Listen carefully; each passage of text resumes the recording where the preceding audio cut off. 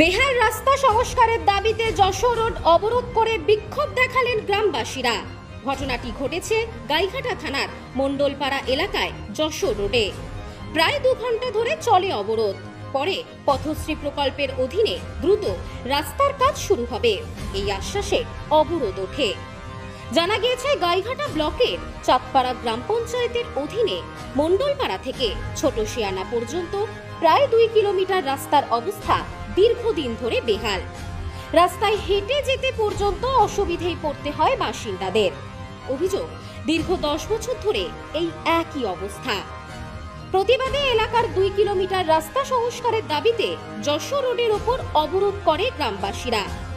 অভিযোগ, 2014 সালে শেষবার তৈরি হয়েছিল এই রাস্তা। এই রাস্তার ওপর নির্ভর করছে বেশ কয়েকটি গ্রাম। স্কুল পড়ুয়া থেকে চাষি, সাধারণ মানুষের পথ চলতে বারংবার বিপদের সম্মুখীন হতে হচ্ছে। ঘটছে দুর্ঘটনা।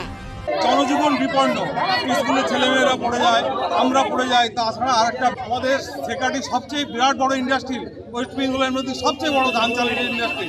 সেই গাড়িগুলো এখান থেকে বাইপাস যাওয়া আসা করে, তাহলে আমাদের চলাফেরার কত অসুবিধে। মাটির গাড়ি চলছে, ট্রলি, ট্রলিগুলো এখান থেকে যাওয়া আসা করছে। সেই গাড়ি যেতে হলে রাস্তাটা বড় দরকার। রাস্তাটা পরিষ্কার পরিচ্ছন্নভাবে একটা রাস্তা চাই। আমাদের রাস্তায় এমন কেউ কোনো সমস্যার মধ্যে। অভিযোগ, বিষয়টি নিয়ে গাইঘাটা পঞ্চায়েত সমিতিকে জানানো হলেও কোনো সুরাহা হয়নি। বৃহস্পতিবার দুপুরে মণ্ডলপাড়ায় যশোর রোডের ওপর পথ অবরোধ করেন গ্রামবাসীরা। তাদের দাবি, অতি দ্রুত রাস্তা মেরামত করতে হবে। অবরোধের ফলে চরম সমস্যায় পড়েন সাধারণ মানুষ। স্থানীয় বাসিন্দা কুন্তল বিশ্বাস বলেন, 10 বছর আগে এই রাস্তা সংস্কার হয়েছিল, এরপর আর রাস্তার কোনো কাজ হয়নি। আমাদের নানা সমস্যায় পড়তে হয়। রাস্তা সংস্কারের উদ্যোগ নিক প্রশাসন। 2014 সালে একবার হয়েছে, তারপরে এই রাস্তায় কোনো একটা ইট বালি কিচ্ছু পড়েনি। আমাদের দাবি এই রাস্তাটা অবিলম্বে ঠিক করতে হবে। আর রাস্তার অবস্থা খুবই খারাপ। আমরা আমাদের বাড়ির লোকজন নিয়ে এই রাস্তায় পায়ে হেঁটে চলাফেরা করতে পারছি না।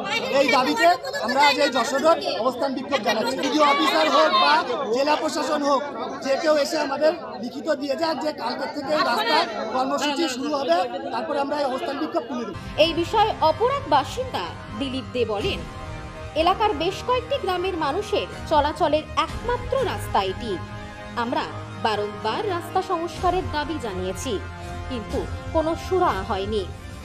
কৃষক বাজারে আসার রাস্তা এটি। চাষিদের ফসল নিয়ে আসতে অসুবিধায় পড়তে হয়। ছোট ছোট স্কুল বাচ্চারা যাতায়াত করে, ডেলিভারি পেশেন্ট, রুগী, সাধারণ অসুস্থ মানুষদের এই রাস্তা দিয়ে নিয়ে যাতায়াত করতে আমাদের খুবই সমস্যা।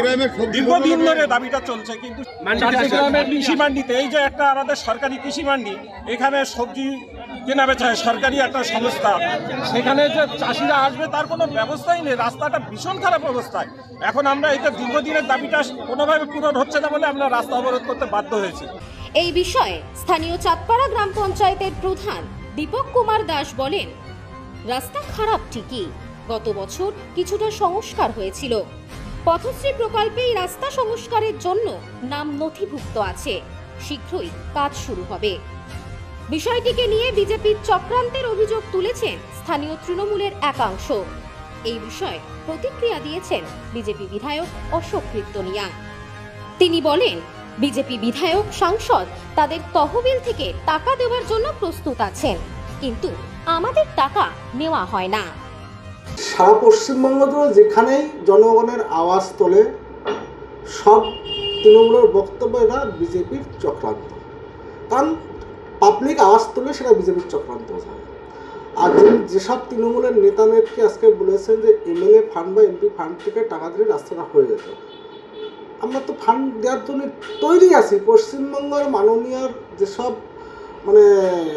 অসাংবিধানিক যেসব পঞ্চায়েত আছে, যেসব পৌরসভা আছে, অর্থাৎ জনগণের ভোটে নির্বাচিত না হয়ে গাইজনে নির্বাচিত হয়ে যেসব পঞ্চায়েত সদস্য, পঞ্চায়েত প্রধান বা পৌরপ্রধান আছে, তারা কিন্তু কোনো বিজেপির এমএলএ বা এমপির ফান্ডের টাকার কাজ করেন না। তাহলে আমি বলছি, ওখানকার যিনি বিধায়ক আছেন, মাননীয় শোভন মজুমদার, তিনি ফান্ডের টাকা দিতে রেডি আছেন। তৃণমূলের নেতা নেত্রী কেন টাকা নেন না, কেন কাজটা করেন না? প্রশ্নের উত্তর দেবেন তৃণমূলের নেতা নেত্রীরা। আজকে আমার বিধানসভায় আজ অব্দি কোনো একটা পঞ্চায়েত, কোনো একটা পৌরসভা একটা এমএলএ ফান্ডের টাকার কাজ করে না। আমরা বিভিন্ন এনজিওকে দিয়ে কাজ করাই, কেন করাতে হবে আমাদেরকে? আমার প্রশ্ন তো আমরা সেসব তৃণমূলের নেতা নেত্রী, তাদের যিনি গার্জিয়ান সেই মাননীয় মুখ্যমন্ত্রী মমতা ব্যানার্জির কাছে প্রশ্ন থাকবে আমার, যে কেন আপনারা বিজেপির এমএলএ বা এমপির ফান্ডের টাকার কাজ করেন না? জনপ্রতিনিধি কোনো দলের হয় না, টাকাটা ফান্ডটা কিন্তু জনগণের করের টাকা, ট্যাক্সের টাকা, সেই টাকার কাজ করতে তৃণমূলের নেতা নেত্রীর সমস্যা। কারণ হচ্ছে সরকারি প্রকল্প কাজ করতে গেলে যে এমএলএ বা এমপি ফান্ডের টাকা দেবে, সেই এমএলএ বা এমপির নামটা কিন্তু সেই ফলকে লেখা থাকবে, তার দরুন এই কাজগুলো হয় না। সব্যসাচী ভট্টাচার্যের report, news no man's land, Gaighata. New PC jewellers, সম্পর্ক গড়ে দেয়। বনগাঁতে আমাদের 3টি শোরুম প্রতিদিনই খোলা। নিউ পিসি জুয়েলার্স, বনগাঁ বাটার মোড়। New PC jewellers branch, Kumudini স্কুলের বিপরীতে। New PC jewellers beauty, Motiganj, Hatkhola. আমাদের এখানে সোনা কিনুন পেপারের দামে।